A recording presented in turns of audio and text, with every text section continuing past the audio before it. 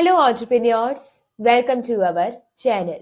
So, we have started our series for class 12th Indian Economic Development. और इस series में हम Indian economy के सारे चैप्टर्स को इन डेप्थ डिस्कस कर रहे हैं. आज के इस लेक्चर में हम कवर करेंगे इंडियन इकोनॉमी के fourth chapter, that is human capital formation. Now what is human capital?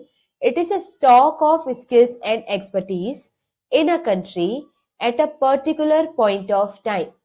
किसी भी टाइम पर एक कंट्री में जितनी स्किल्स और एक्सपर्टीज होती है उसके स्टॉक को हम कहते हैं ह्यूमन कैपिटल.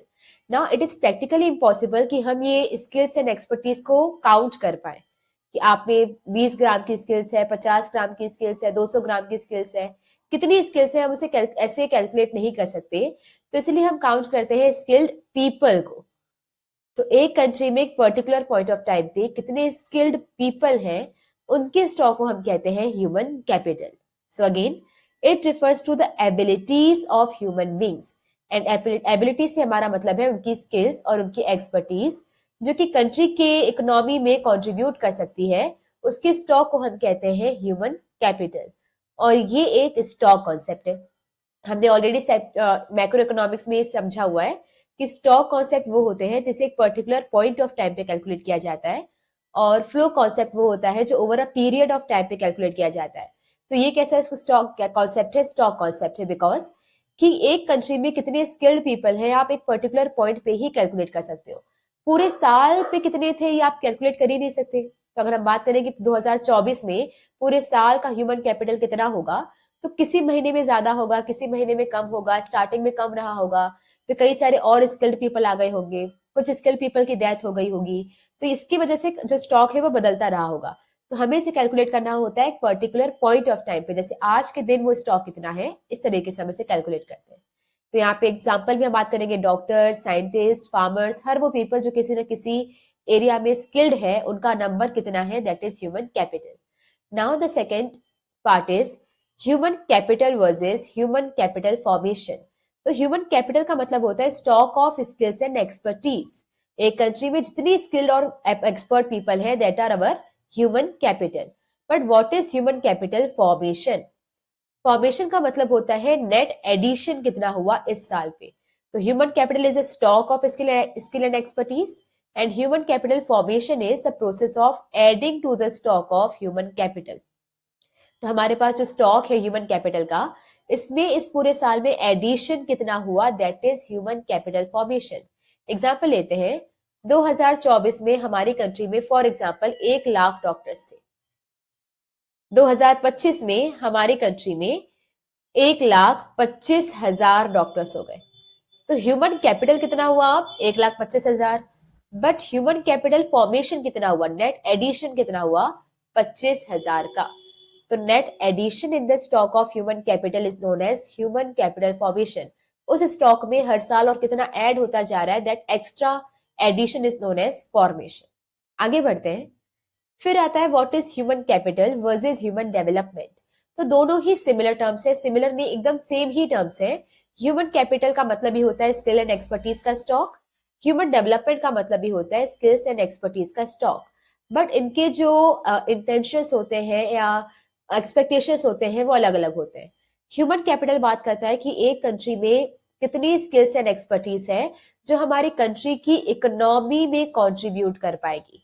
जबकि ह्यूमन डेवलपमेंट बात करता है कि हमारे कंट्री में कितने स्किल्ड एंड एक्सपर्ट पीपल हैं जिनकी पर्सनैलिटी डेवलप कर रही है.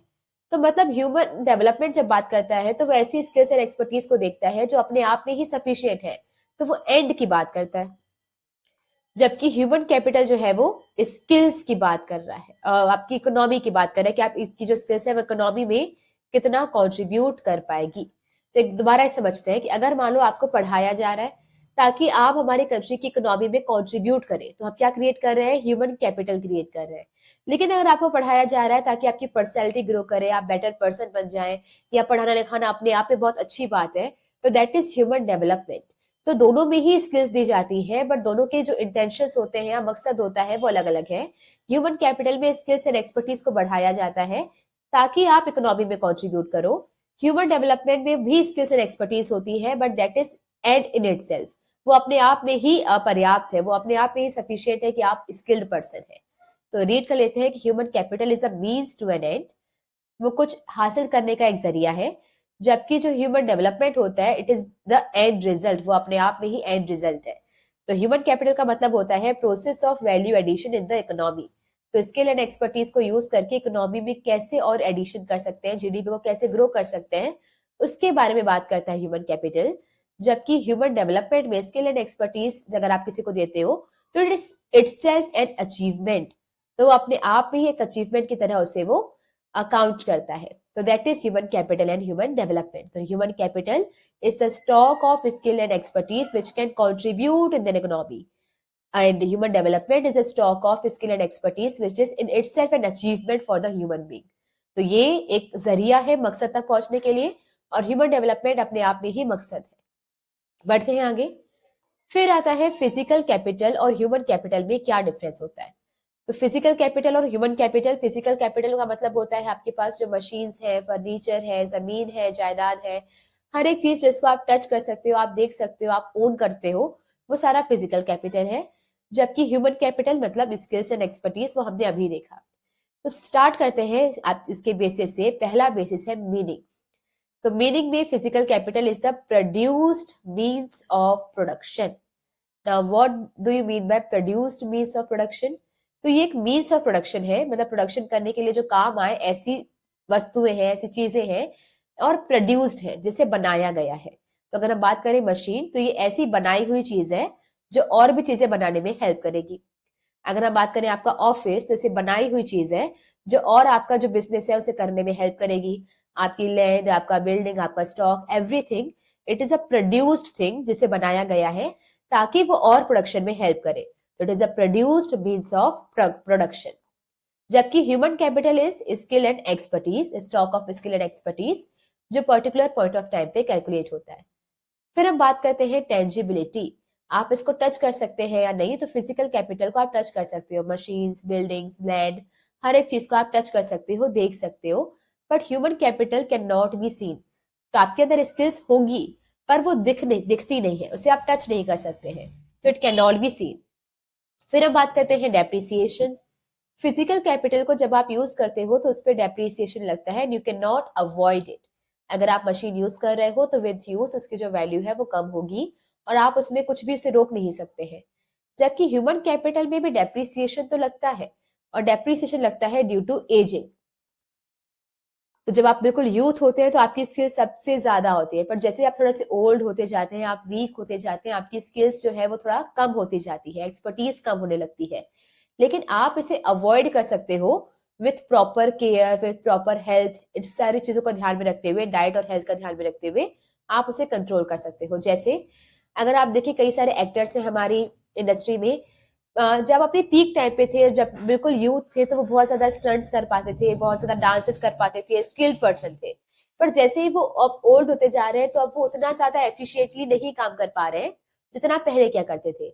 लेकिन उसमें भी कुछ एक्सेप्शंस है, कुछ एक्टर्स ऐसे हैं जिन्होंने अपनी पर्सनैलिटी को इतना मेंटेन करके रखा है, प्रॉपर डाइट एंड एक्सरसाइज सब कुछ फॉलो करने के बाद आज लगता ही नहीं कि वो उनकी उम्र इतनी ज्यादा होगी।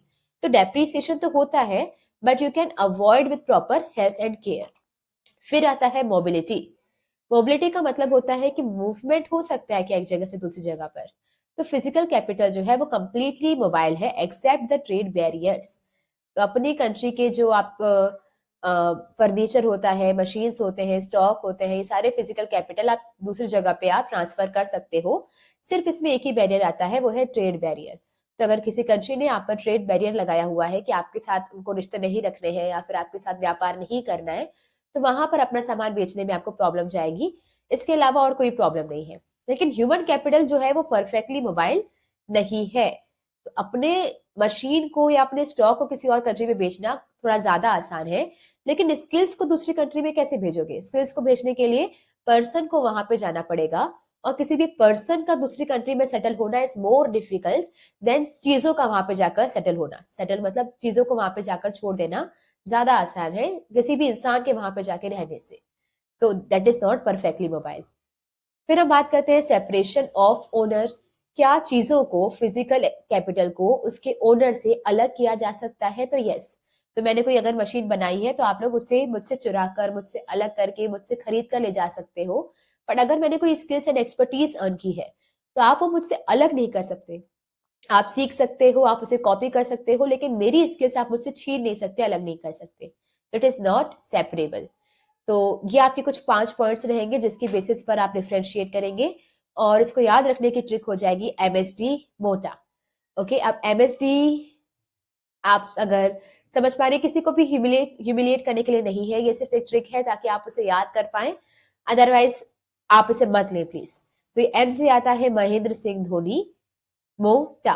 ओके, एम से हो जाएगा मीनिंग, टी से हो जाएगा, एस से हो जाएगा आपका सेपरेशन ऑफ ओनर, डी से हो जाएगा डेप्रिसिएशन, एमओ से मोबिलिटी, और टी ए से टेंजिबिलिटी। तो meaning, separation of owner, that depreciation, mobility and tangibility. बढ़ते हैं आगे। फिर आता है sources of human capital formation. Okay, तो ये जो आप ह्यूमन कैपिटल है जिसे हम फॉर्म करते हैं हर साल, वो कैसे फॉर्म किया जा सकता है, इन शॉर्ट स्किल्स और एक्सपर्टीज को कैसे गेन किया जा सकता है, वो हम यहाँ पे देखेंगे। तो इसकी ट्रिक रहेगी हाई एटीएम। एच से रहेगा हेल्थ। पहला है आपके पास जो जरिया, वो है एक्सपेंडिचर ऑन हेल्थ, अपनी हेल्थ पे खर्चा करो। वाई? क्योंकि पहले से ये बहुत पुरानी ये कहावत है, a sound mind in a sound body. अच्छा दिमाग, अच्छी स्किल्स, अच्छी एक्सपर्टीज एक हेल्दी बॉडी में ही रह सकती है। आप खुद ही सोचिए, जब आप हेल्दी होते हैं आप ज्यादा कंट्रीब्यूट कर पाते हैं in your studies, in your skills, जो जिस भी चीज में आप इंटरेस्टेड है। लेकिन जब आप बीमार होते हो तो आपका दिमाग भी काम करना बंद कर देता है, तो आप उतना इनोवेटिवली नहीं सोच पाते हो, कंट्रीब्यूट नहीं कर पाते हो। तो सही दिमाग, अच्छी स्किल्स एक हेल्दी बॉडी में ही रह पाती है। ओके, तो इसका मतलब है कि it makes a man, this is a man, it makes a man more efficient and therefore more productive. जब आप अच्छे हेल्थ आपके पास होती है तो आप ज्यादा एफिशिएंटली काम कर पाते हो, ज्यादा प्रोडक्टिव काम कर पाते हो ना। अगर हेल्थ पे खर्चा करना है तो वो कौन कौन से खर्चे होंगे, ये 4 पार्ट्स में डिवाइड होते हैं। पहला आता है प्रिवेंटिव मेडिसिन। बीमारी लगने से पहले ही अगर आप उसे प्रिवेंटिव मेडिसिन वगैरह लेते हैं, जैसे वैक्सीनेशन, कोरोना अभी नहीं हुआ है लेकिन कोरोना होने से पहले ही उससे बचने के लिए आपने अगर वो वैक्सीन ली हुई है तो उस पर जो खर्चा लगता है, that is preventive medicine expenditure. दूसरा होता है क्यूरेटिव। बीमारी होने के बाद उसे ठीक करने पे जो खर्चा लगता है उसे हम कहते हैं क्यूरेटिव मेडिसिन एक्सपेंडिचर। फिर आता है सोशल मेडिसिन। सोशल मेडिसिन का मतलब होता है उस बीमारी के बारे में सबको इन्फॉर्मेशन देने के लिए, सबको जागरूक करने के लिए भी कुछ खर्चे लगते हैं, उसे कहते हैं सोशल मेडिसिन, जिसमें आप हेल्थ लिटरेसी फैलाते हो, लोगों को बताते हो कि कैसी बीमारियों से बचा जा सकता है। फिर आता है provisions of hygiene and sanitation. बहुत सारी बीमारियां सिर्फ इसलिए होती है क्योंकि हम अपने आसपास सफाइयां नहीं रखते हैं, पॉल्यूशन ज्यादा होता है। तो इस सारी चीजों का ध्यान रखना, सैनिटेशन पर, साफ सफाई पर जो खर्चा करते हो, that is also a health expenditure. तो आप 4 चीजों में खर्चा कर सकते हो। एक तो प्रिवेंटिव, बीमारी होने से बचाने के लिए, क्यूरेटिव, बीमारी होने के बाद उसे ठीक करने के लिए, सोशल, लोगों में अवेयरनेस फैलाने के लिए, और लास्ट सैनिटेशन एंड हाइजीन, साफ सफाई रखने के लिए। फिर आता है दूसरा, आई से हो जाएगा एक्सपेंडिचर ऑन इंफॉर्मेशन। ना इंफॉर्मेशन किसके regarding? Information regarding the demanded job in the market. किस चीज की ज्यादा अभी डिमांड चल रही है, कौन से जॉब की ज्यादा डिमांड चल रही है, और उसके लिए जो हमें स्किल्स चाहिए उसके लिए कौन कौन से एजुकेशनल इंस्टीट्यूशंस हैं। तो आपको पहले खर्चा करना चाहिए ये जानने के लिए कि मार्केट में कौन कौन सी चीजों की ज्यादा डिमांड है, या किस जॉब की ज्यादा डिमांड है, जॉब मार्केट की क्या हालत है।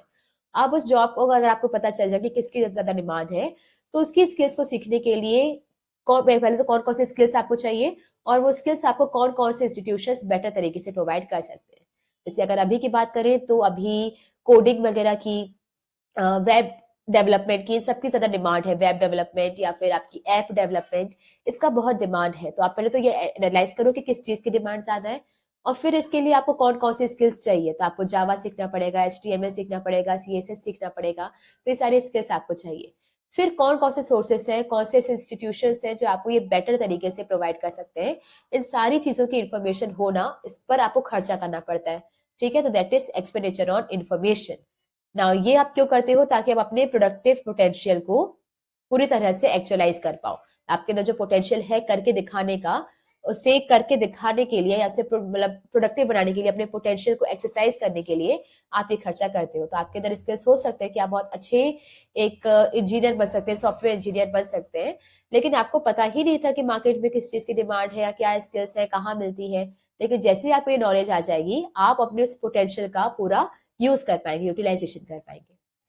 फिर आता है नेक्स्ट ई से एक्सपेंडिचर ऑन एजुकेशन। ये तो बहुत ही ऑब्वियस है, स्किल्स एंड एक्सपर्टीज के लिए सबसे प्राइमरी चीज जो जरूरी है वो है एजुकेशन। तो खर्च, एजुकेशन पे खर्चा करना सबसे ज्यादा प्रोडक्टिव है अपनी स्किल्स एंड एक्सपर्टीज को इनहेंस करने के लिए, ग्रो करने के लिए। बट हमारे यहाँ पे जो एजुकेशन है वो बहुत चीप नहीं है, काफी एक्सपेंसिव है। तो काफी सारे जो वर्कफोर्स है, काफी सारे जो लोग हैं वो एजुकेशन पे उतना खर्चा नहीं कर पाते हैं, एंड इवन कई बार उनको लोन लेना पड़ता है ताकि वो एजुकेशन पे इतना खर्चा कर पाए। लेकिन इसके बावजूद वो लोन लेते हैं, उस पर खर्चा करते हैं, because the return on such expenditure are substantially large. आपको पता है कि आज आपने पढ़ाई पे जितना खर्चा किया, जॉब लगने के बाद या फिर उस चीज को हासिल करने के बाद वो सारा पैसा बहुत आसानी से रिकवर हो जाएगा। तो the returns are very large on such expenditure. फिर हम बात करते हैं नेक्स्ट, ए से हो जाएगा एडल्ट्स। तो study programmes for adults. Now education बच्चों के लिए होता है और फॉर्मल एजुकेशन इंस्टीट्यूशन पे ये मिल जाता है। तो किसी भी बच्चे का एडमिशन करवाना स्कूल्स या कॉलेजेस में काफी आसान है। लेकिन वो लोग जिनकी एज क्रॉस हो चुकी है, जो 25 साल के ऊपर हो चुके हैं, बट अपने टाइम पे वो एजुकेशन नहीं ले पाए, उनका भी एजुकेटेड होना जरूरी है, उनके लिए भी स्किल्स गेन करना जरूरी है। तो उनके लिए प्रोग्राम चलाते हैं गवर्नमेंट और एनजीओस। इसलिए चलाते हैं ताकि उनका भी जो प्रोडक्टिव पोटेंशियल है वो उन्हें एक्सरसाइज कर पाए, यूटिलाइज कर पाए। तो इससे क्या होता है कि प्रोडक्टिविटी इंक्रीज होती है, ह्यूमन कैपिटल फॉर्म होता है। आगे बढ़ते हैं, टी से हो जाएगा ट्रेनिंग। नाउ ट्रेनिंग भी आपके स्किल्स एंड एक्सपर्टीज को एनहेंस करती है, और खास करके ये हेल्प करती है वर्कर्स की to sharpen their specialised skills. तो जब कोई कंपनी किसी वर्कर को हायर करती है तो वो किसी भी वर्कर को हायर नहीं करती है, वो ऑलरेडी उनमें से बेस्ट को चूज करके ही हायर करती है। तो दे आर स्किल्ड पर्सन। लेकिन ट्रेनिंग क्या करती है, उनकी ऑलरेडी एग्जिस्टिंग स्किल्स को और ज्यादा शार्पन कर लेती है, उसे और ज्यादा एनहेंस कर लेती है।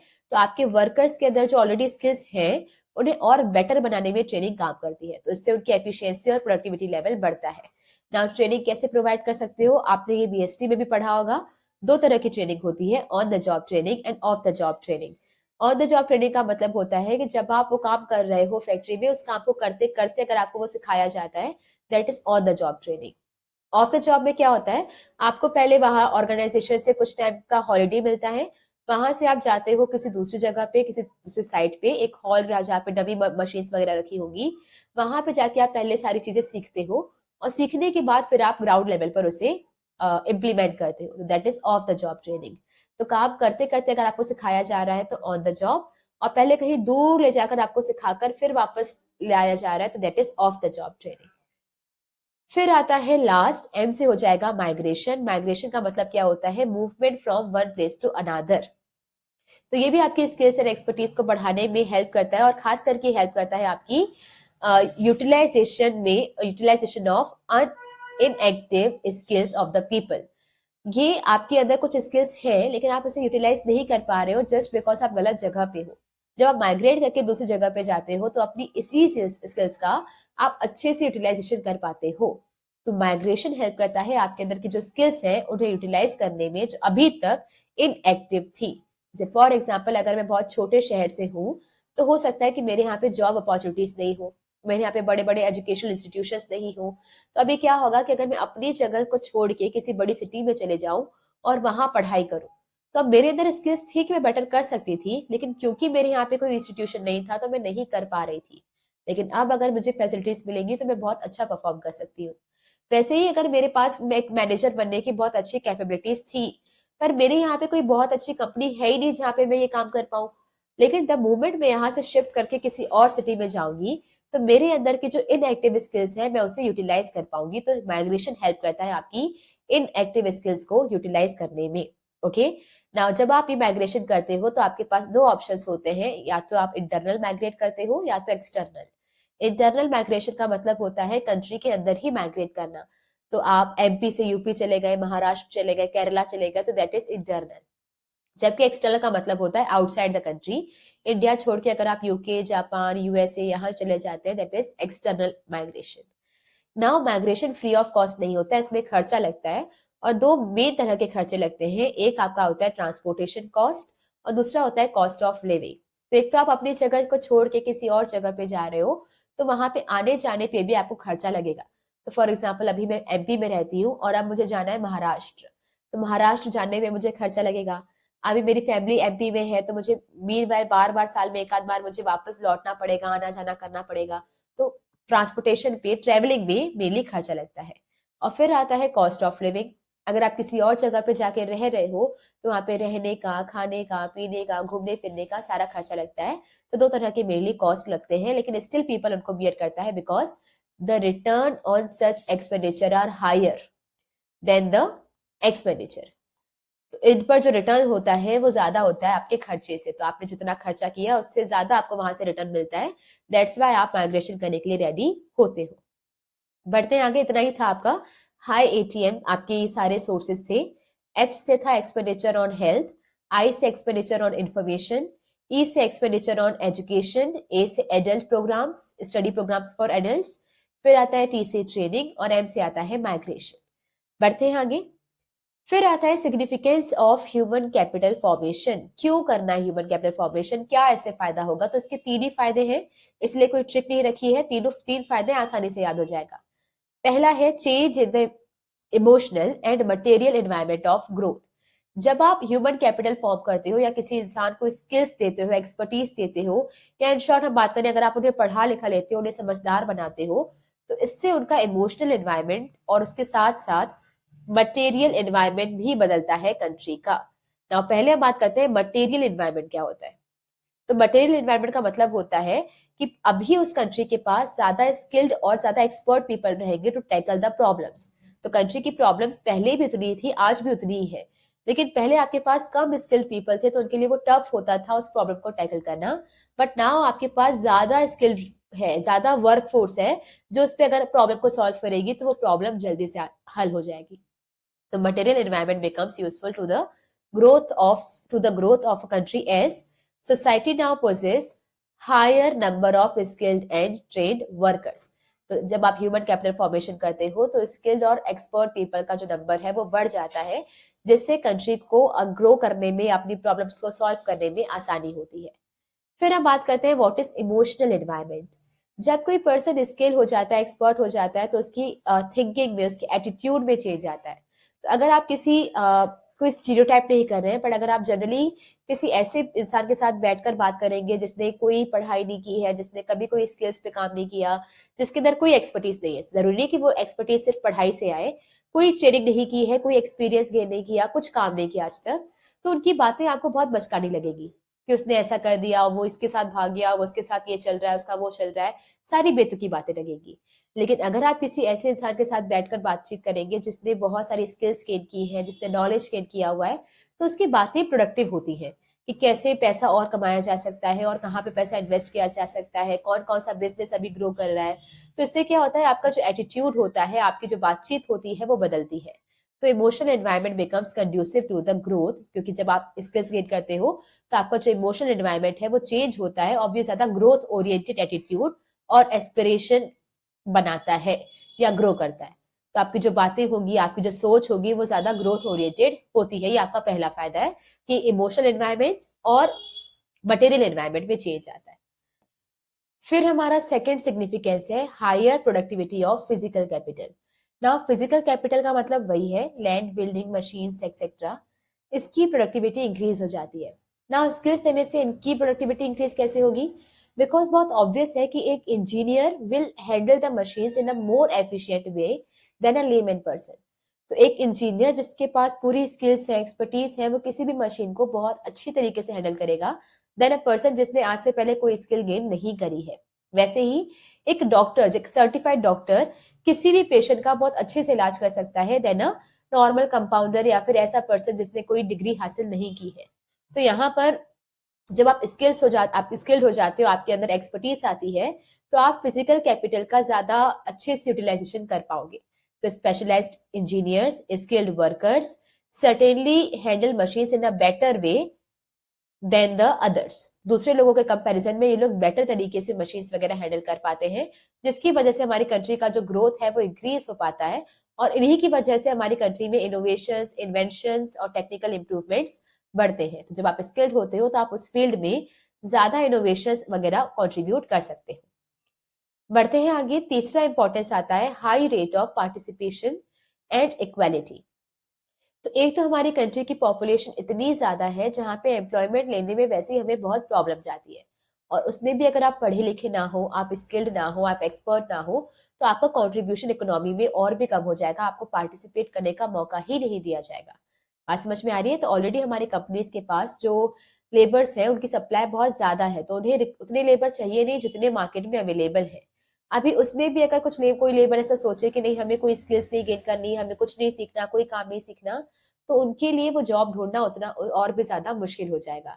तो जब आप लोगों को स्किल्स देते हो, एक्सपर्टीज देते हो, तो उनका पार्टिसिपेशन इकोनॉमी में इंक्रीज होता है, और पार्टिसिपेशन बढ़ेगा तो इक्वालिटी भी आएगी ना। इक्वालिटी का पार्टिसिपेशन के साथ क्या लेना देना है?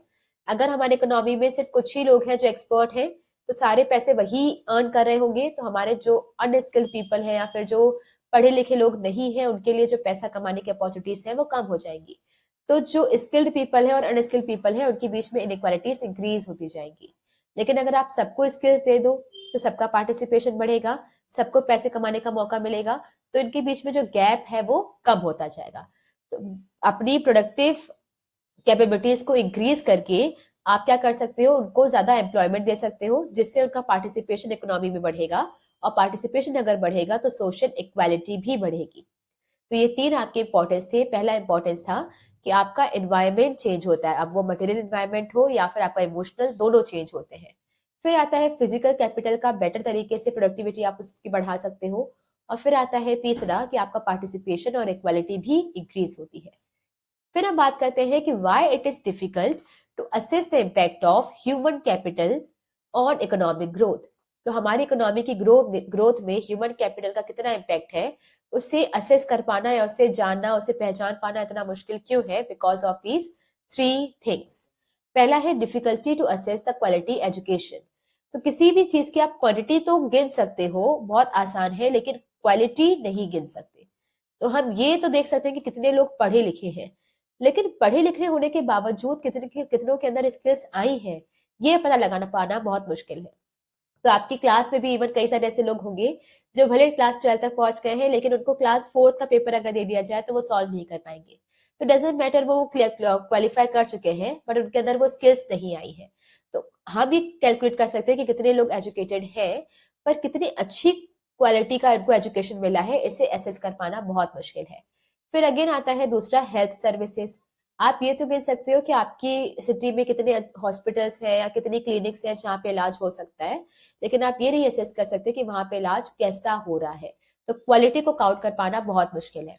जैसे सिटीज में कई सारे डॉक्टर्स होते हैं जो जिनका क्लिनिक है, जिनके आपके पास ऑप्शन है कि आप वहां जाके इलाज करवा सकते हो, बट कई बार वो इलाज करने की जगह कंडीशन और भी खराब कर देते हैं, या कई बार वो आपको सजेस्ट करते हैं कि नहीं, हमारे यहाँ तो नहीं हो पाएगा, आप कहीं और ले जाओ इन्हें। तो अभी डॉक्टर्स तो है, अगर आप काउंट करो तो हॉस्पिटल्स तो है, लेकिन उनके अंदर क्वालिटी हेल्थ नहीं है या फिर क्वालिटी ट्रीटमेंट नहीं है। तो क्वांटिटी को काउंट करना आसान है, पर क्वालिटी हेल्थ सर्विसेज निकालना ये बहुत मुश्किल है। और फिर तीसरा आता है ह्यूमन कैपिटल का जो ग्रोथ रेट है वो इंक्रीजिंग रेट से बढ़ रहा है than the economic growth rate. इसका मतलब क्या है?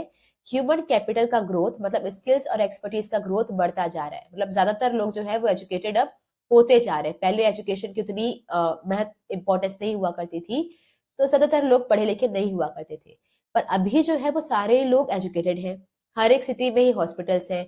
तो अभी ह्यूमन कैपिटल फॉर्मेशन तो बढ़ता जा रहा है, पर हमारी इकोनॉमी उससे इकोनॉमिक ग्रोथ नहीं कर पा रही है। तो इकोनॉमिक ग्रोथ उतना नहीं बढ़ रहा है जितना हमारे यहाँ पे एजुकेशन या फिर स्किल्स बढ़ती जा रही है, बिकॉज वो सिर्फ न्यूमेरिकल है, वो क्वालिटी वाइज अच्छी नहीं है। तो अगर हमारे यहाँ पे देखें तो लोग पढ़े लिखे हैं, लेकिन पढ़े लिखे होने के बावजूद उनके अंदर जो स्किल्स आ जानी चाहिए थी वो नहीं आई है। कई सारे ऐसे इंजीनियर्स हैं जो इंजीनियर्स बन गए हैं, मैकेनिकल इंजीनियर्स भी बन गए हैं, पर अगर आप उन्हें कोई मशीन दे दो ठीक करने के लिए या फिर बनाने के लिए या उसके पार्ट्स आइडेंटिफाई करने के लिए, तो वो नहीं कर पाएंगे। तो थियोरेटिकली डिग्री और एजुकेशन सबके पास है, लेकिन वो स्किल्स उनके पास आ नहीं पाई है, जिसकी वजह से इकोनॉमी का ग्रोथ नहीं हो पा रहा है। तो ये हमारी तीन प्रॉब्लम्स है ह्यूमन कैपिटल की। फिर हम बात करते हैं what are the cause and effect of human capital and economic growth. तो ह्यूमन कैपिटल से इकोनॉमिक ग्रोथ आता है या फिर इकोनॉमिक ग्रोथ से ह्यूमन कैपिटल आता है, दोनों के बीच में क्या रिश्ता है वो आपको बताना है। इन सिंपल टर्म्स, अगर लोगों को पढ़ा लिखा दोगे, स्किल्स दे दोगे तो इकोनॉमी ग्रो करेगी, या फिर इकोनॉमी ग्रो करेगी तो इनकी स्किल्स ज्यादा बढ़ेगी। इनके बीच आपस में कैसा रिलेशन है वो आपको बताना है। तो सबसे पहले बात करते हैं, दोनों ही रिश्ते हैं। अगर आपकी इकोनॉमी ग्रो कर रही है तो आपकी पर कैपिटा इनकम ज्यादा होगी। अगर पर कैपिटा इनकम मतलब हर एक इंसान की कमाई हुई इनकम जो है, पर्सनल इनकम है, वो ज्यादा होगी। अगर पर कैपिटा इनकम अगर ज्यादा है तो वो अपने एजुकेशन और हेल्थ पर ज्यादा खर्चा कर पाएगा। तो अगर वो ज्यादा खर्चा कर पाएगा तो उसका ह्यूमन कैपिटल फॉर्मेशन ज्यादा होगा, और ह्यूमन कैपिटल फॉर्मेशन अगर ज्यादा है तो इकोनॉमी में ज्यादा कंट्रीब्यूट कर पाएगा, तो इकोनॉमिक ग्रोथ ज्यादा होगी। इकोनॉमिक ग्रोथ ज्यादा होने का मतलब ही क्या है कि पर कैपिटा इनकम वहां पे ज्यादा है, पर कैपिटा इनकम ज्यादा है तो वो ज्यादा खर्चा कर पाएगा, खर्चा ज्यादा करेगा तो ह्यूमन कैपिटल फॉर्मेशन बढ़ेगा, ह्यूमन कैपिटल फॉर्मेशन बढ़ा तो फिर वो इकोनॉमी में कंट्रीब्यूट कर पाएगा, इकोनॉमिक ग्रोथ होगी और फिर ये चलता जाएगा।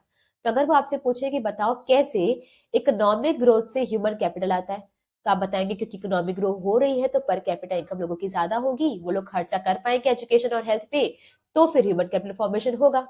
अगर वो आपसे बोले कि ये बताओ कि ह्यूमन कैपिटल से इकोनॉमी कैसे आता है, तो ह्यूमन कैपिटल अगर फॉर्मेशन होगा तो वो इकोनॉमी में कंट्रीब्यूट ज्यादा कर पाएंगे, और कंट्रीब्यूट करेंगे तो इकोनॉमी ग्रो करेगा, पर कैपिटल इनकम बढ़ेगी।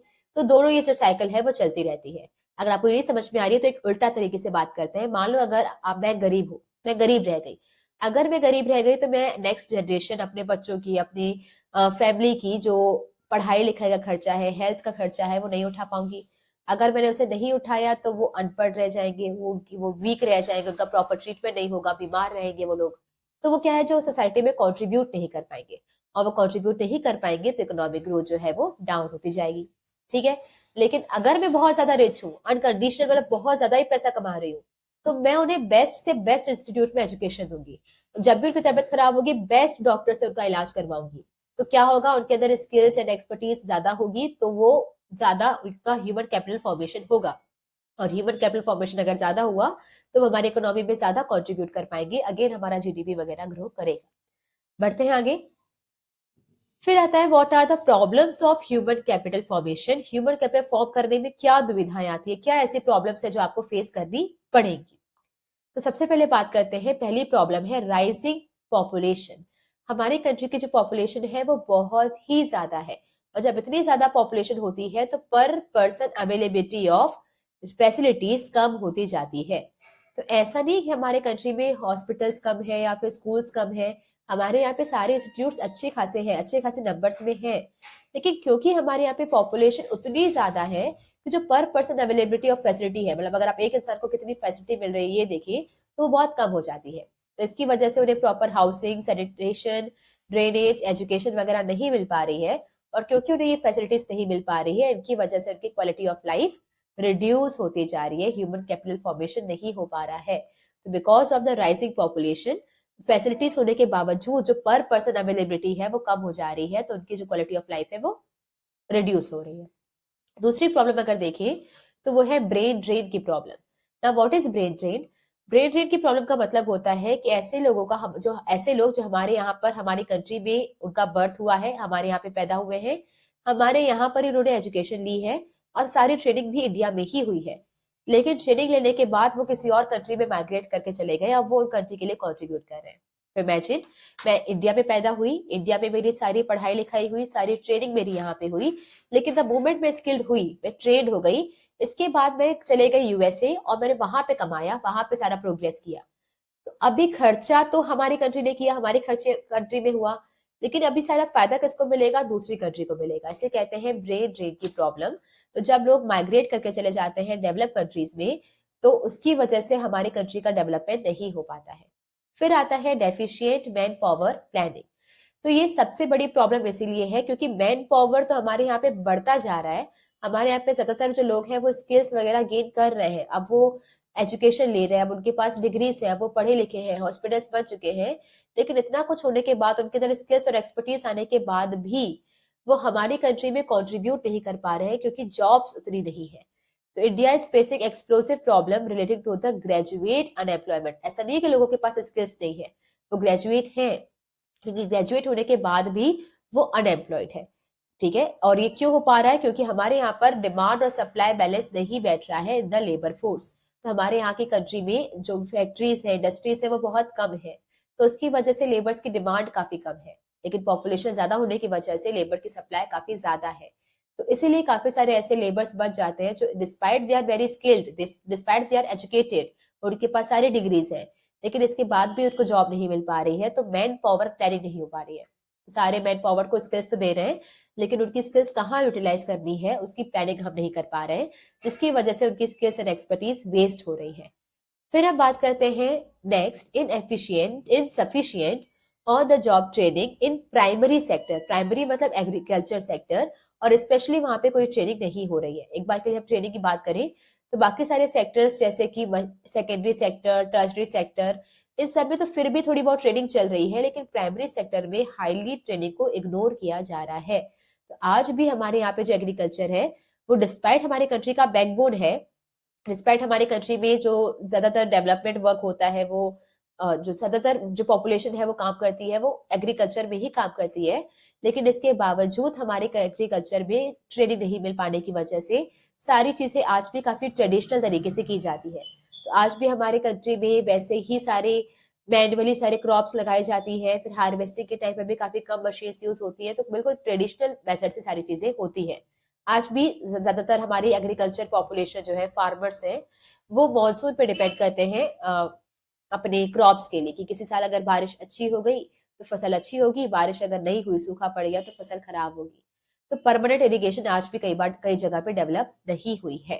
ओके, तो इसकी वजह से क्या हो रहा है कि ट्रेडिशनल सारी चीजें आज भी हमारी प्राइमरी एग्रीकल्चर में हो रही है, और the job training programmes agriculture में अभी तक नहीं आया है। ये नेक्स्ट हमारा प्रॉब्लम है, क्योंकि मेजोरिटी प्रॉब्लम इसलिए भी है क्योंकि ज्यादातर पॉपुलेशन एग्रीकल्चर में है। अगर आप वहां पर ही ट्रेनिंग नहीं दे पा रहे हो, इसका मतलब मैक्सिमम पॉपुलेशन को तो आप इग्नोर कर दे रहे हो, तो इसकी वजह से हमारे यहाँ पे ह्यूमन कैपिटल फॉर्मेशन नहीं हो पाएगा। फिर आता है लो एकेडमिक स्टैंडर्ड्स। ये इससे आप ज्यादा रिलेट कर पाएंगे कि हमारे यहाँ पे सबको एजुकेशन मिलती है, सब अच्छे खासे स्कूल में पढ़ रहे हैं, लेकिन पढ़ने के बावजूद वहाँ के जो क्वालिटी स्टैंडर्ड्स है, एकेडमिक स्टैंडर्ड्स है, वो उतने अच्छे नहीं है। तो डिस्पाइट उनके पास सारी डिग्रीज है, उनके पास सारे रिजल्ट्स है, वो 90% स्कोर कर रहे हैं, पर उनके पास जो बेसिक नॉलेज होनी चाहिए वो भी नहीं है। तो we have a large army of half baked graduates. वो ग्रेजुएट्स हैं, पर हाफ बेक्ड का मतलब क्या है कि उनके पास सिर्फ डिग्री है, नॉलेज नहीं है। तो अच्छी खासी उनके पास जो नॉलेज होनी चाहिए थी इतने साल कंट्रीब्यूट करने के बाद, वो भी उनके पास अभी नहीं है, और इन्हीं स्किल्स के ना होने की वजह से उनकी प्रोडक्टिविटी कम होती जा रही है। तो हमारे यहाँ पे सिर्फ डिग्री ओरिएंटेड पढ़ाई होती है, नॉलेज ओरिएंटेड पढ़ाई नहीं होती है। आपको सिर्फ पढ़ाया जाता है ताकि आप अच्छे मार्क्स लेकर पास हो जाओ, आपको इसलिए नहीं पढ़ाया जाता कि आप बहुत अच्छे इंसान बनो, आपके अंदर स्किल्स आए। इवन कई बार एग्जाम्स में क्या होता है, आपको बता दिया जाता है यही क्वेश्चन आ जाएगा, तो आप इसको ही पढ़ के चले जाना, पास हो जाओगे ना। आपने सिर्फ फोकस इस पे किया कि बस ये आंसर्स बनने चाहिए, इसको टीप कर आ जाए, मार्क्स आ जाए, खत्म। अभी उस आंसर का मतलब क्या था, वो आपसे क्या कहना चाह रहा था, क्या सिखा रहा था, इसके पीछे कोई इंटेंशन ही नहीं है। आज भी अगर आप ये लेक्चर देख रहे हैं तो बहुत ही ऑब्वियस है, या फिर मैक्सिमम चांसेस है कि आपकी अगले 10-15 दिन में, हो सकता है कल ही आपका एग्जाम हो तभी आप ये लेक्चर देख रहे हैं, और इस पे भी आपका एक ही मोटिव होगा कि कैसे भी करके इस लेक्चर को खत्म कर दें, जो भी आंसर्स है उसे रट ले और फिर एग्जाम देके खत्म हो जाए। हमारा ये मोटिव ही नहीं होता कि हम उससे कुछ सीखे, या फिर क्या वो कहना चाह रहा है, क्या सिखाना चाह रहा है, क्या आप इसमें कंट्रीब्यूट कर सकते हो कंट्री में सीखने के बाद, इस पे हमारा फोकस नहीं होता है, जिसकी वजह से डिस्पाइट बीइंग द एजुकेटेड या ग्रेजुएट, हमारे अंदर वो प्रोडक्टिविटी और स्किल्स नहीं आ पाती है। तो that are the problems of human capital formation. इसकी ट्रिक थी man BP low on the job. Man BP low, इंसान आदमी की बीपी लो हो गई है ऑन द जॉब, तो man's BP low on the job. Man से था मैन पावर प्लानिंग, तो इनसफिशिएंट मैन पावर प्लानिंग, इसका मतलब क्या है कि ग्रेजुएट ज्यादा है पर उनको जॉब नहीं मिल पा रही है क्योंकि डिमांड सप्लाई मैच नहीं कर रहा है। फिर आपका आता है बी से ब्रेन ड्रेन, पी से आ जाएगा पॉपुलेशन, और फिर आता है लो से लो एकेडमिक स्टैंडर्ड्स, और ऑन द जॉब ट्रेनिंग, तो insufficient on the job training in primary sector.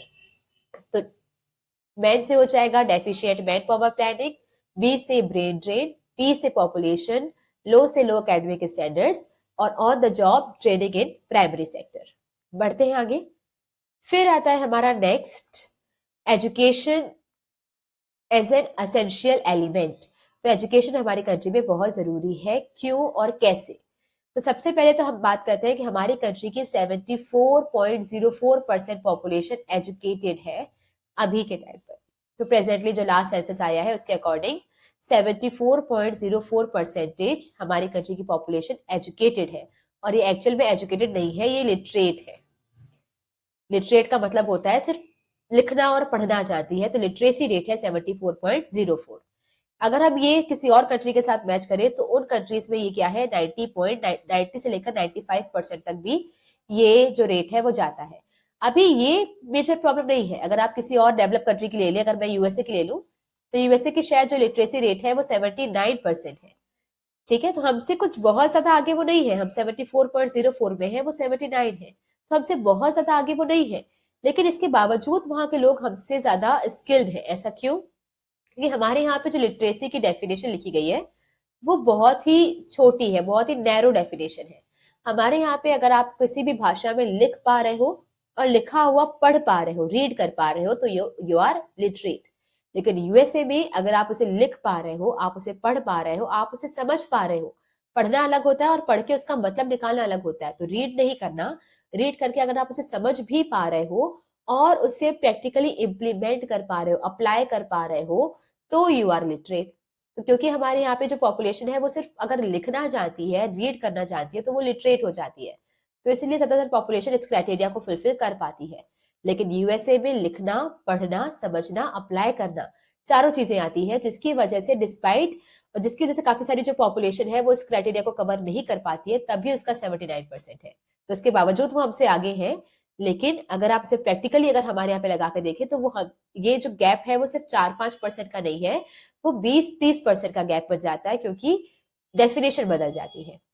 ठीक है, अभी अब बात करते हैं what is the difference between education and literacy. पढ़ाई, एजुकेशन में और लिटरेसी में क्या फर्क है? तो डेफिनेशन की अगर हम बात करें तो एजुकेशन में 3 पैरामीटर्स होते हैं। एजुकेशन 3 पार्ट्स में आपको मिलती है। एक प्राइमरी एजुकेशन, सेकेंडरी एजुकेशन और टर्शरी एजुकेशन। हम सब को पता ही है, ये हमारे स्कूल से भी यही चलता है। प्राइमरी, फिर सेकेंडरी और फिर आपकी जो हायर एजुकेशन होती है या फिर टर्शरी एजुकेशन बोलते हैं उसे, ये इस पार्ट में डिवाइड होती है। जबकि लिटरेसी का मतलब सिर्फ होता है to be able to read और राइट। अच्छा, सारे लोग नहीं, ये भी 7 साल के ज्यादा वाले बच्चे, क्योंकि 7 साल से कम तो हम एक्सपेक्ट भी नहीं करते कि आपको लिखना पढ़ना आता हो। लेकिन 7 साल से ऊपर अगर आप हैं, आप लिख पा रहे हैं, आप पढ़ पा रहे हैं, तो यू आर लिटरेट।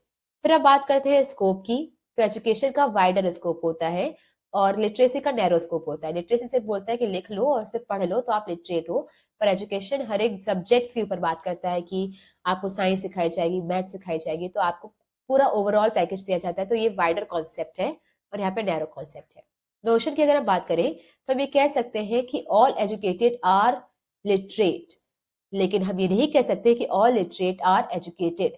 तो अगर मैं ये आपसे बोलूं कि सारे लिटरेट पीपल जिनको लिखना पढ़ना आता है वो एजुकेटेड भी है, तो इट इज नॉट नेसेसरी।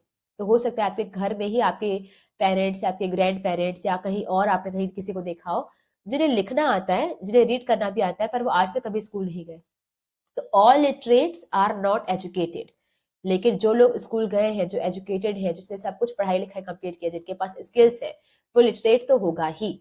तो ऑल एजुकेटेड्स आर लिटरेट, किसी एक भाषा में लिखना पढ़ना आता होगा, लेकिन all literates are not educated. बढ़ते हैं आगे।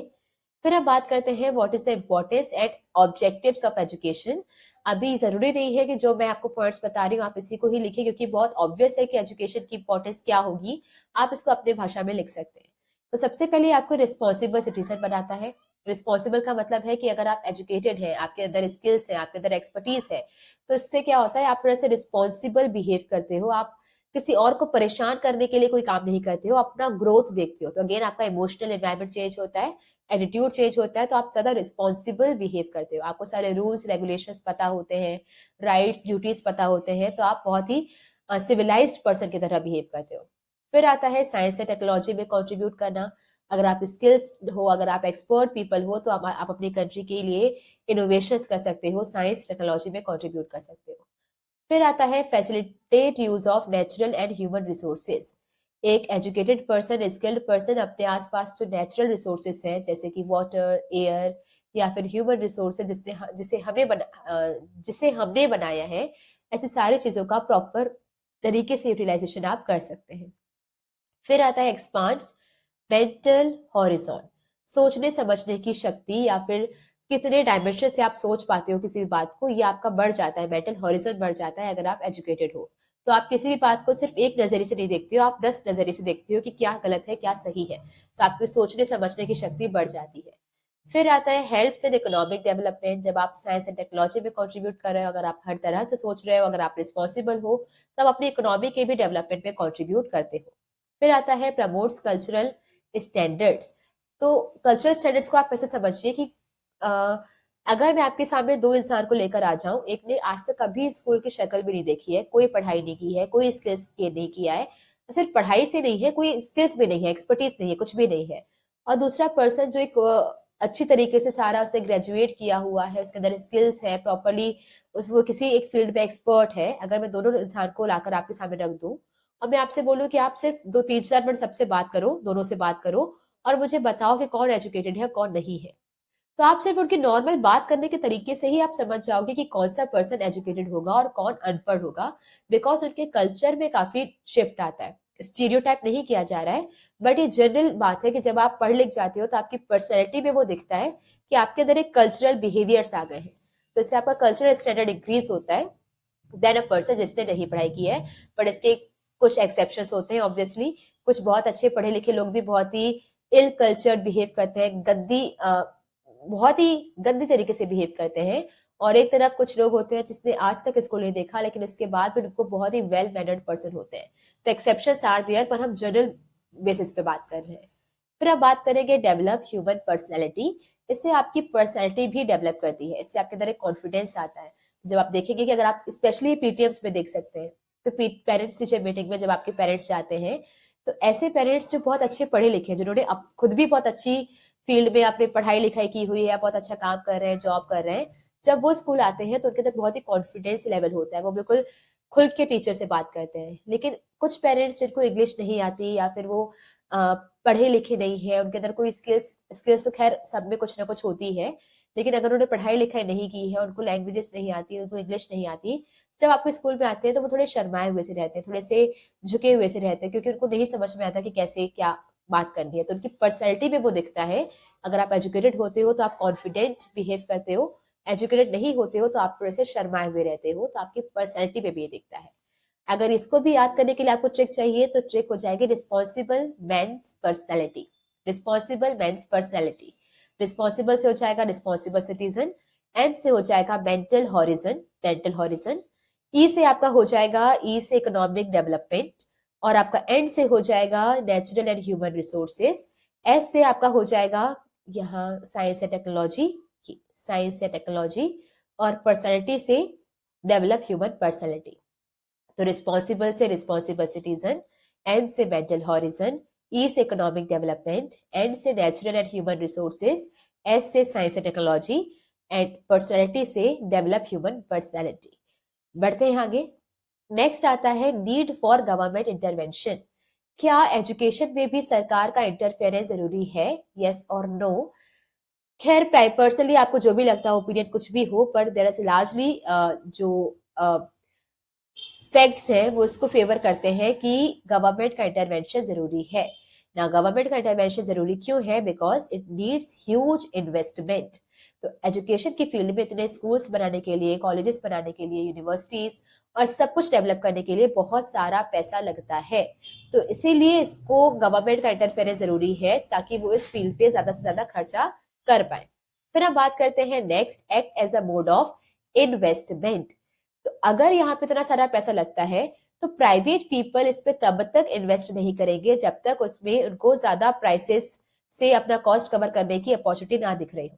मतलब अगर मैं एक प्राइवेट पीपल हूँ और मुझे स्कूल बनाना है, कॉलेज बनाना है, और मुझे पता है इसमें बहुत सारा पैसा लगने वाला है, तो मैं अपना पैसा तब तक इसमें नहीं लगाऊंगी जब तक मुझे इसमें प्रॉफिट नहीं दिख रहा हो, जब तक मुझे अलाउ नहीं किया जाए कि मैं इसमें बच्चों की फीस इतनी ज्यादा रखूं कि मेरा जो कॉस्ट है वो रिकवर हो जाए और मैं बहुत सारा प्रॉफिट कमाऊं।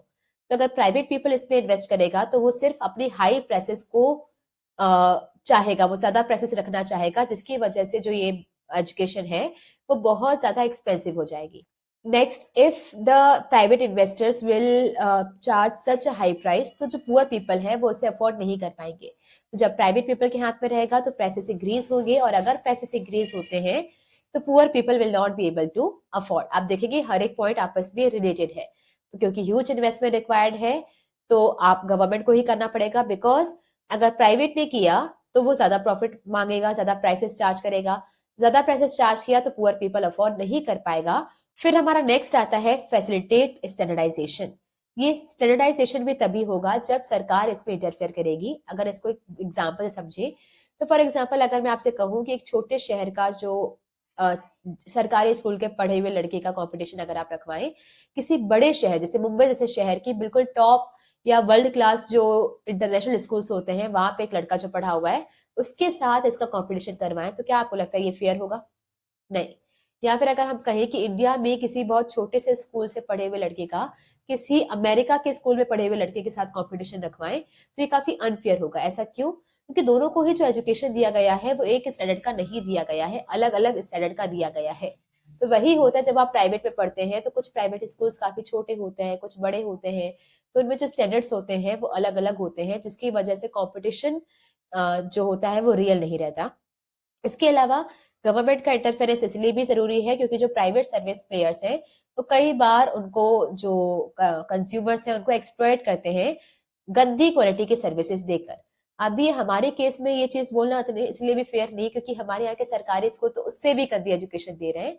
लेकिन कंपेरेटिवली अगर आप देखिए अगर 100 सरकारी स्कूल हैं तो उसमें से 80-85 में तो उतनी अच्छी पढ़ाई नहीं हो रही है। कुछ ऐसे एक्सेप्शन है जहाँ पे अच्छी पढ़ाई हो रही है, लेकिन जनरल की बात करें तो नहीं हो रही है।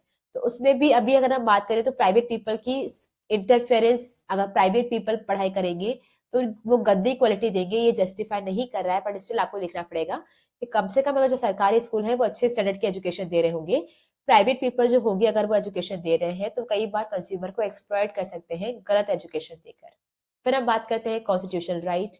सरकार का इंटरफेरेंस इसलिए भी जरूरी है क्योंकि 2009 में हमने एक फंडामेंटल राइट बनाया था और उस फंडामेंटल राइट में हमने 6 से 14 साल की उम्र के बच्चों के लिए फ्री एंड कंपलसरी एजुकेशन दी थी। फ्री मतलब अगर किसी को एजुकेशन नहीं मिल पा रही है तो उसे मुफ्त में सरकारी स्कूल में पढ़ाया जाएगा, और कंपलसरी मतलब कि 14 साल से कम उम्र के बच्चों से काम कोई नहीं करवा सकता, एम्प्लॉयमेंट आप नहीं करवा सकते, आपको उन्हें पढ़ाना ही पड़ेगा।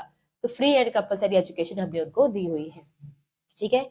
हालांकि ये थोड़ा सा बैकग्राउंड हम आपको बता रहे हैं कि 2009 में जब ये फंडामेंटल राइट बना था तो अचानक से नहीं बन गया था, इससे पहले से जब से हमारी कंट्री आजाद हुई है तब से लेकर हमने इसको अपने कॉन्स्टिट्यूशन में ऐड करके रखा था डीपीएसपी में। डीपीएसपी का मतलब होता है directive principles of state policy. इसका मतलब ये होता है कि यहाँ पर जब हमारी कंट्री आजाद हुई थी तो हमारे जो कॉन्स्टिट्यूशन मेकर्स थे उनको पता था कि एजुकेशन देना बहुत जरूरी है, लेकिन उस टाइम पे हमारा इतना बजट नहीं था, इतना अफोर्ड नहीं कर सकते थे कितनी बड़ी कंट्री कितनी सारी पॉपुलेशन को फ्री एजुकेशन दे।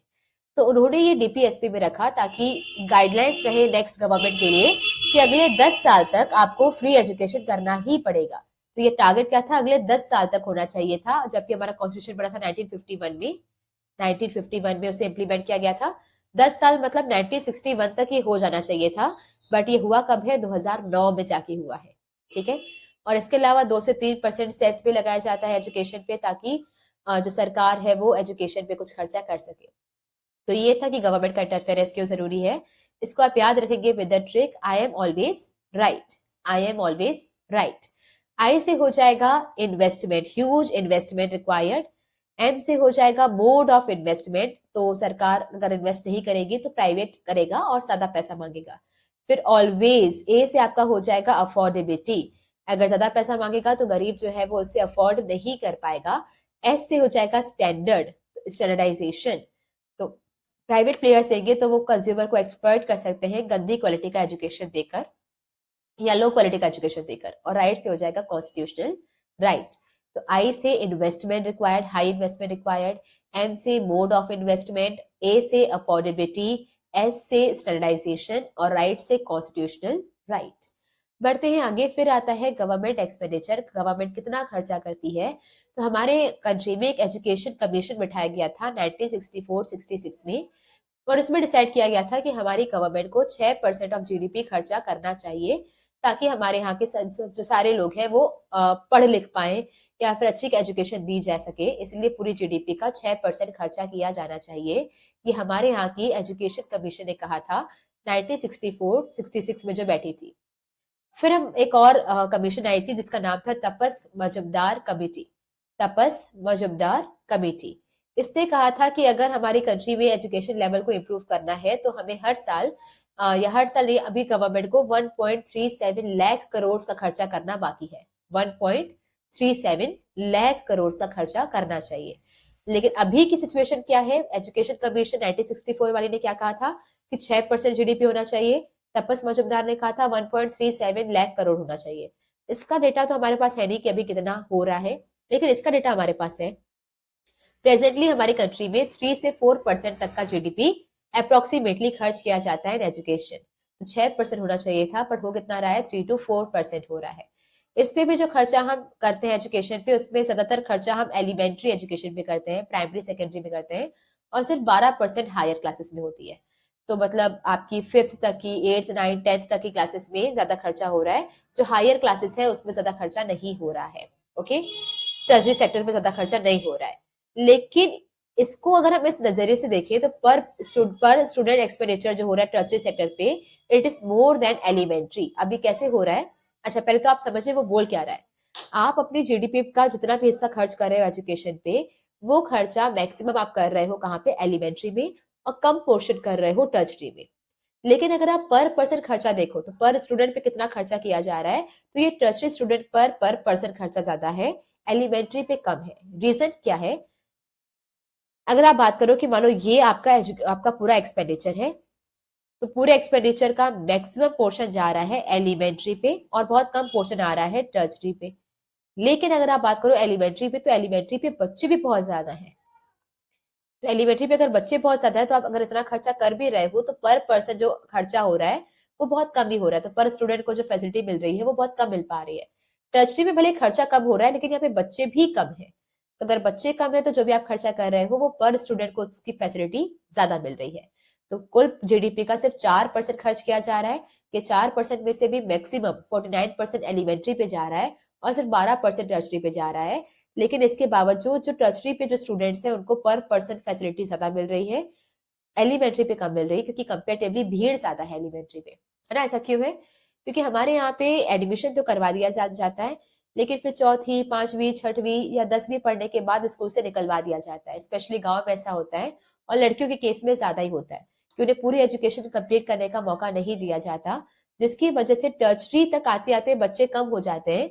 स्टार्टिंग में मतलब first second third fourth class में बच्चे ज्यादा रहते हैं। तो इसकी वजह से खर्चा भले यहाँ ज्यादा हो रहा है, यहाँ कम हो रहा है, लेकिन स्टिल यहाँ पे पर स्टूडेंट जो फैसिलिटी है वो ज्यादा है, एलिमेंट्री में कम है। फिर हम कुछ फैक्ट देखें तो हिमाचल प्रदेश में जो एजुकेशन है या फिर जो स्कूल गोइंग स्टूडेंट्स हैं वो ज्यादा है, या फिर ऐसा समझ लें कि वहाँ पे एजुकेशन पे खर्चा ही ज्यादा है। तो हिमाचल प्रदेश में जो हिमाचल प्रदेश की गवर्नमेंट है वो अपने एजुकेशन पे बहुत ज्यादा खर्चा करती है। बिहार पे खर्चा बहुत कम होता है। तो बिहार की सरकार एजुकेशन पे खर्चा बहुत कम करती है। और जो न्यू एजुकेशनल पॉलिसी लाई गई थी, अभी वो लेटेस्ट वाली कौन सी है? 2020 की है, जिसने काफी सारी स्किल्स पर फोकस किया था, सिर्फ पढ़ाई पे फोकस नहीं किया था। आपकी आर्ट्स, साइंस, कॉमर्स, इस स्ट्रीम्स के बीच के डिफरेंस को कम करने की बात की गई थी। ये आई कब थी पॉलिसी? 2020 में। बढ़ते हैं आगे। फिर हम बात करते हैं एजुकेशन पे जो खर्चा किया जाता है टोटल, उसमें किस इंसान का कितना कंट्रीब्यूशन होता है। हमारी कंट्री में जो उतना भी एजुकेशन पे खर्चा होता है या खर्चा किया जाता है, उसमें से कितना खर्चा कौन पर्सन उठाता है वो यहाँ पे देखेंगे। तो सबसे पहले आता है स्टेट गवर्नमेंट। स्टेट गवर्नमेंट जो है वो अपने बजट का 10 से 30% खर्च करती है, और टोटल बजट का 74%। इसका मतलब क्या होता है कि मान लो अगर एमपी की सरकार है, तो एमपी की सरकार एक साल के अपने बजट में जितना पैसा लोकेट करेगी, उससे 10 से 30% जो है वो एजुकेशन पे जाएगा। तो कुल मिला के अगर एमपी की सरकार ने इस साल 100 करोड़ खर्च करने का सोचा है, तो उसमें से 10 से 30 करोड़ एजुकेशन की फील्ड पे खर्च किया जाएगा। ऐसे एमपी की सरकार है तो यूपी की होगी, केरला की होगी, ऐसे पूरे सारे स्टेट्स की सरकार होगी। तो सारे सरकार मिलकर जो भी खर्चा करती, मतलब जितना भी टोटल खर्चा एजुकेशन पे होता है वो सारी सरकारों का मिलकर 74% तक जाता है। तो कुल मिला के एजुकेशन पे जितना भी खर्चा हो रहा है, जितना भी जा रहा है, उसमें सारी जो स्टेट गवर्नमेंट है वो 74% तक का कंट्रीब्यूट कर रही है। दोबारा इसको समझेंगे। एमपी की गवर्नमेंट अगर सिर्फ एक सरकार का देखे तो अपने टोटल बजट का 10 से 30% खर्चा कर रही है। आप ऐसे समझो कि अगर और दूसरी तरह से देखें तो पूरी कंट्री में अगर पूरे साल में 100 करोड़ का खर्चा किया गया है एजुकेशन पे, तो इस पूरे 100 करोड़ पे स्टेट गवर्नमेंट ने कितना कंट्रीब्यूट किया है? 74 करोड़ तक का कंट्रीब्यूट किया है। तो एजुकेशन पे जितना खर्चा किया जा रहा है टोटल पूरे साल पे, उस पे सारी सरकारें, स्टेट गवर्नमेंट्स मिलकर 74% तक का कंट्रीब्यूट कर रही है। सेंट्रल गवर्नमेंट देखिए तो सेंट्रल गवर्नमेंट का पहले भी देखा, अपने बजट का सिर्फ 3 से 4% तक का कंट्रीब्यूशन जा रहा है। अगर स्टेट और सेंट्रल गवर्नमेंट का मिला दिया जाए, दोनों सरकारों ने मिलकर खर्चा देखा जाए, तो पूरे एजुकेशन पे जितना भी खर्चा होता है उसमें से 80 से 90% जो है वो दोनों सरकारें मिलकर करती हैं, स्टेट और सेंट्रल।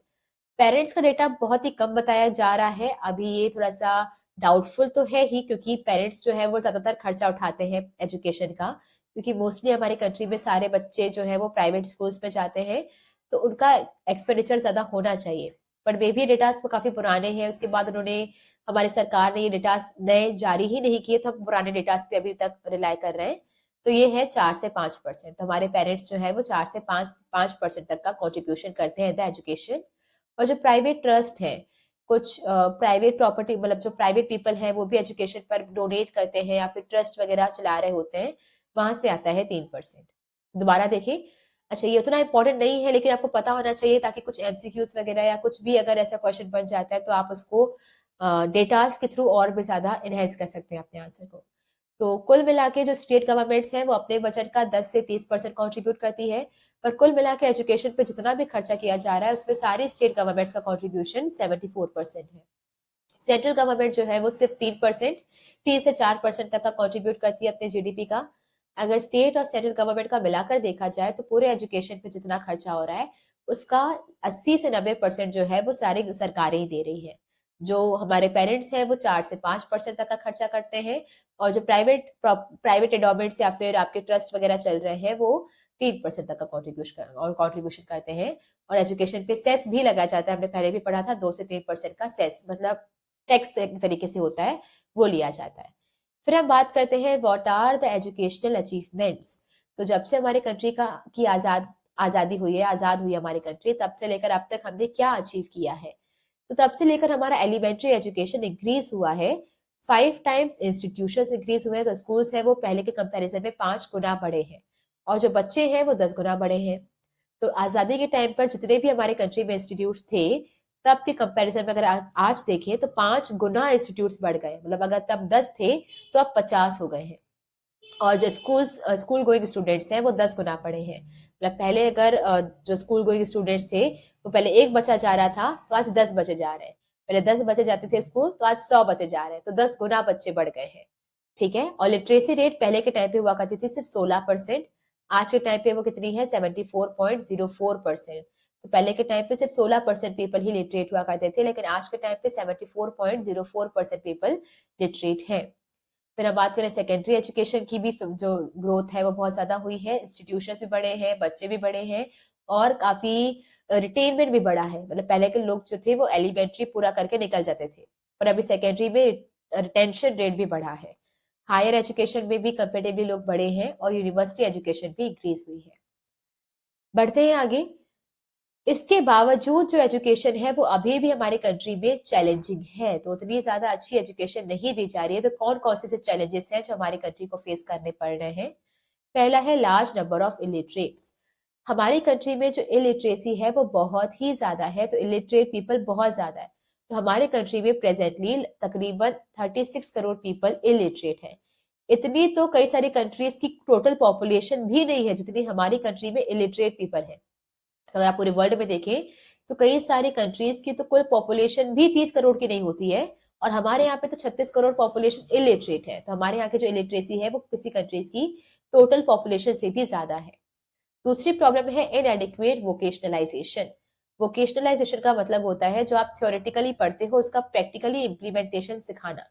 तो अगर आप मैकेनिकल इंजीनियर हैं, आपने किताबों में पढ़ा है मशीन के बारे में, तो प्रैक्टिकली भी मशीन को रिपेयर करना या मशीन के पार्ट्स को खोल के या ये सब कुछ दिखाना, इसे कहते हैं वोकेशनलाइजेशन।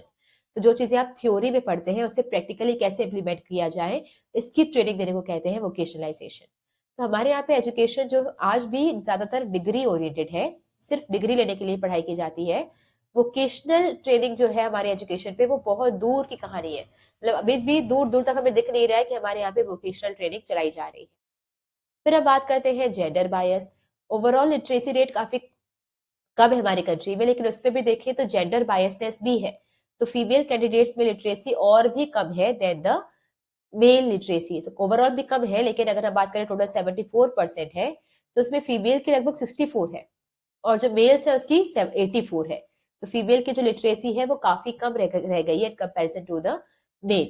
उनका एनरोलमेंट रेशियो भी बहुत ज्यादा है, और एनरोलमेंट रेशियो काफी कम है, और उनका ड्रॉप आउट रेट ज्यादा है। तो एनरोलमेंट रेशियो कम है, ड्रॉप आउट रेट ज्यादा है। एनरोलमेंट का मतलब होता है एडमिशन लेना, तो एडमिशन बहुत कम लिया जाता है फीमेल्स में, और ड्रॉप आउट मतलब एडमिशन अगर ले लिया तो चौथी पांचवी क्लास के बाद उसका निकलना, ड्रॉप आउट करना ज्यादा होता है। फिर आता है नेक्स्ट प्रॉब्लम जो है, वो है low rural access. Education overall India में ही काफी कम है, लेकिन इसमें भी अगर हम बात करें तो गांव के एरियाज में एजुकेशन का लेवल ज्यादा कम है in comparison to the urban population. तो रूरल पॉपुलेशन को एजुकेशन लेने में ज्यादा प्रॉब्लम फेस करनी पड़ती है, उनको बहुत ज्यादा ट्रेवल करके जाना पड़ता है एजुकेशन लेने के लिए। फिर आता है प्राइवेटाइजेशन। एक तो हमारे यहाँ पे जो एजुकेशन है वो हाईली प्राइवेटाइज्ड है, तो मैक्सिमम पॉपुलेशन या मैक्सिमम स्टूडेंट्स हमारी कंट्री में प्राइवेट स्कूल से ही एजुकेशन लेते हैं, और वो क्या होता है, बहुत एक्सपेंसिव होता है। और एक्सपेंसिव होने की वजह से वो आपके रिच और पुअर पीपल के बीच में जो गैप है या जो गल्फ है वो उसे और इंक्रीज करता है। तो प्राइवेट एजुकेशन होने की वजह से वो बहुत एक्सपेंसिव हो जाती है। तो रिच पीपल तो उसे अफोर्ड कर पाते हैं, पुअर पीपल अफोर्ड नहीं कर पाते। तो इनके बीच के जो स्किल्स है, नॉलेज है, या इसके बीच का जो डिफरेंस है वो और ज्यादा इंक्रीज होने लगता है। फिर अब बात करते हैं last, low government expenditure on education. जो सरकार है उसने, याद है 1964-66 में जो कमेटी बैठी थी, उसने कहा था कि हमारे यहाँ पे जो 6% जीडीपी का खर्चा होना चाहिए एजुकेशन पे। तो टोटल जीडीपी आप जितना भी कमा रहे हो उसका 6% जाना चाहिए एजुकेशन पे। लेकिन अभी कितना हो रहा है, लगभग 3 से 4% है। 3 से 4% हो रहा है। ओके, तो ये जो खर्चा हो रहा है, जो सरकार खर्चा कर रही है एजुकेशन पे, वो भी काफी कम है। तो अगेन अगर बात प्रॉब्लम्स देखें तो पहला है कि इलिटरेट्स काफी ज्यादा है। 36 करोड़ पॉपुलेशन हमारी इलिटरेट है, इतनी तो पूरी कंट्री की पॉपुलेशन भी नहीं होती है जितनी हमारे यहाँ पे लिटरेट्स है। इनएडिक्वेट वोकेशनलाइजेशन, हमारे यहाँ पे एजुकेशन जो है वो डिग्री ओरिएंटेड है, इसमें ट्रेनिंग वगैरह नहीं दी जाती है। फिर आता है जेंडर बायस, फीमेल्स के एजुकेशन लेवल और भी कम है देन द मेल्स। और फिर हम बात करते हैं रूरल एरियाज की, तो रूरल एरियाज में पॉपुलेशन को ज्यादा प्रॉब्लम फेस करनी पड़ती है एजुकेशन लेने में देन द अर्बन एरियाज। फिर आता है प्राइवेटाइजेशन, क्योंकि मैक्सिमम स्टूडेंट्स प्राइवेट स्कूल्स में ही जाते हैं तो वो बहुत एक्सपेंसिव हो जाता है। रिच उन्हें अफोर्ड कर पाते हैं, पूरा नहीं कर पाते, तो इनके बीच का जो डिफरेंस है वो और ज्यादा बढ़ता जाता है। फिर आता है लो एक्सपेंडिचर, सरकार को 6% खर्चा करना चाहिए था, लेकिन वो अभी 3 से 4% तक का ही स्पेंड कर रही है। ठीक है, इसके बाद कुछ आपके साइड बॉक्सेस थे जो आपकी कुछ हेल्प कर सकते हैं एमसीक्यूज वगैरह में, उसको एक बार कवर करते हैं। सबसे पहले आता है विशियस सर्कल ऑफ लिटरेसी। एक second, vicious circle of illiteracy breeding poverty and poverty breeding illiteracy. क्या अनपढ़ होने की वजह से गरीबी आती है, या गरीबी से अनपढ़ रह जाते हैं लोग? तो ये विशियस सर्कल है। विशियस सर्कल का मतलब ये चलता रहता है, क्योंकि हमारे यहाँ पे लोग बहुत ज्यादा इलिटरेट हैं, इनकी वजह से, एक सेकेंड यहाँ पे देखते हैं, क्योंकि लोग बहुत ज्यादा इलिटरेट हैं, इनकी वजह से इनको एम्प्लॉयमेंट नहीं मिल पाता है। क्योंकि इनको एम्प्लॉयमेंट नहीं मिल पाता है तो इनकी जो इनकम लेवल होती है वो कम होती है।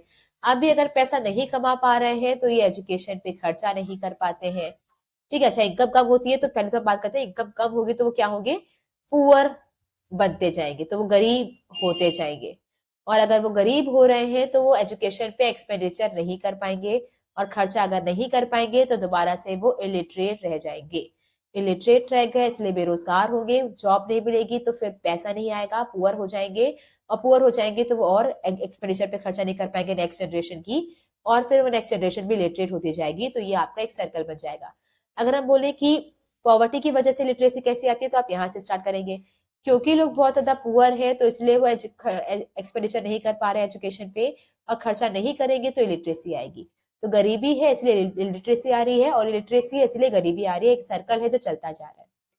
फिर हम बात करते हैं नेक्स्ट, मल्टी डिसिप्लिनरी लर्निंग।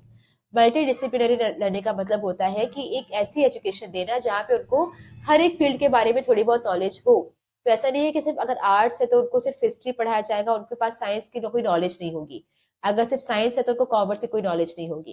क्योंकि अगर आप किसी भी एक सब्जेक्ट में अगर कमांड कर रहे हो तो आपकी ओवरऑल डेवलपमेंट नहीं कर सकता है।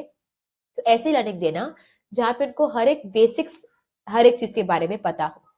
फिर आता है एनसीईआरटी का फुल फॉर्म क्या है। तो एनसीईआरटी का फुल फॉर्म तो आपको पता ही होना चाहिए, national council of education research and training. तो national council of education research and training, national council of research, national council of education research and training. फिर आता है यूजीसी। यूजीसी आपको पता ही होगा, यूनिवर्सिटी ग्रांट कमीशन, जो कि पूरी यूनिवर्सिटीज में कौन कौन से सिलेबस पढ़ाए जाएंगे या कौन कौन सी बुक्स होंगी, कितना सिलेबस होगा, कितने सेमेस्टर्स होंगे, ये सारी चीजों को मैनेज करता है और उसकी फंडिंग भी देखता है यूनिवर्सिटीज की। एनसीईआरटी सेव करता है आपके स्कूल स्टूडेंट्स के लिए, आपकी 12th तक की एजुकेशन के लिए जो स्कूल में पढ़ाई जाती है उनकी बुक्स तैयार करना, उनका सिलेबस डिसाइड करना, ये एनसीईआरटी का काम होता है। फिर हम बात करेंगे AICTE। उसका फुल फॉर्म होता है all India council for technical education. तो ये टेक्निकल फील्ड की यूजीसी है, आप इसे समझ सकते हो। जो टेक्निकल यूनिवर्सिटीज होती है उसमें ये पैसा इन्वेस्ट करती है, सिलेबस वगैरह डिसाइड करती है। फिर आता है ICMR, Indian council for medical research. तो मेडिकल एरियाज में इन्वेस्टमेंट करना या फिर उनका कोर्स डिफाइन करना, इन सारी चीजों का काम होता है ICMR का। फिर आता है क्या इंडिया एक नॉलेज इकोनॉमी बन रही है या क्या एक नॉलेज इकोनॉमी है। तो पहले तो हम ये देखते हैं कि नॉलेज इकोनॉमी का मतलब क्या होता है। नॉलेज इकोनॉमी एक ऐसी इकोनॉमी होती है जिसका जो ऐसी इकोनॉमी जिसमें जो जीडीपी आ रहा है उस जीडीपी में फिजिकल कैपिटल का उतना योगदान ना हो जितना कि इंफॉर्मेशन का हो। तो ऐसी इकोनॉमी जिसकी जो जीडीपी है वो ग्रो कर रही है बिकॉज ऑफ द इंफॉर्मेशन और because of the IT sector. जहाँ पे आईटी सेक्टर या इंटरनेट का यूज इंक्रीज होने की वजह से इकोनॉमी ग्रो कर रही हो, उसे हम कहते हैं नॉलेज इकोनॉमी। ओके, तो हाँ, इंडिया एक नॉलेज इकोनॉमी बनने के क्या पाथ पर है, क्योंकि हमारे यहाँ पे इंटरनेट का यूज, क्योंकि हमारे यहाँ पे जितनी पॉपुलेशन है इसकी वजह से हमारे यहाँ पे इंटरनेट यूजर्स काफी ज्यादा है। और इंटरनेट का यूज करते हुए नॉलेज गेन करना, कंटेंट बनाना, उससे पैसा कमाना, ये सारी चीजें हमारी कंट्री में ज्यादा हो रही है। तो we are becoming a knowledge economy. फिर आता है हमारा वही 2009 में हमारे राइट टू एजुकेशन को ऐड किया गया था इन अवर फंडामेंटल राइट्स, जहाँ पे 6 से 14 साल तक की उम्र के अगर आप बच्चे हैं तो आपको फ्री एंड कंपलसरी एजुकेशन दिया जाएगा। ये डायरेक्टली सिर्फ फंडामेंटल राइट्स में नहीं आया था, इससे पहले ये डीपीएसपी में था और ये 1951 में डीपीएसपी में डाला गया था और कहा गया था अगले 10 सालों तक आपको एजुकेशन फ्री करनी है, बट हो नहीं पाई, अभी जाके हुई है 2009 में। इसके अलावा एजुकेशन का सेस लगता है 2 से 3%। अब जब आप टैक्स वगैरह पे करते हो तो टैक्सेस में 2 से 3% जो टैक्स सरकार लेती है उसे वो खर्च करती है एजुकेशन पर। Okay, so that's it for this chapter. यहाँ पे हमने सारा ह्यूमन कैपिटल क्या होता है, ह्यूमन कैपिटल फॉर्मेशन कैसे होता है, ह्यूमन डेवलपमेंट का मतलब क्या होता है, फिजिकल कैपिटल, ह्यूमन कैपिटल, क्या प्रॉब्लम्स फेस किया जा रहा है, एजुकेशन क्यों जरूरी है, गवर्नमेंट का इंटरफेरेंस क्यों जरूरी है, एजुकेशन में क्या प्रॉब्लम्स जा रही है, सारी चीजें हमने इसमें कवर की है। अगर आपको ये लेक्चर समझ आया हो, पसंद आया हो तो please like, share and subscribe. कोई भी प्रॉब्लम जा रही हो, कोई भी सजेशन हो तो please let us know in the comment section. Thank you.